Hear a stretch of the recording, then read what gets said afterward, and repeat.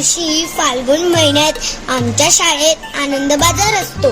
तिथे वस्तू विकण्यात पण आनंद असतो आणि घेण्यात पण. तो कसा?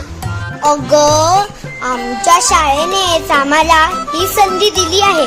आम्ही मोठी मुलं त्या वस्तू बनवतो आणि इतर मुलं त्या वस्तू विकत घेतात. एवढं काय आहे त्या आनंद बाजारात?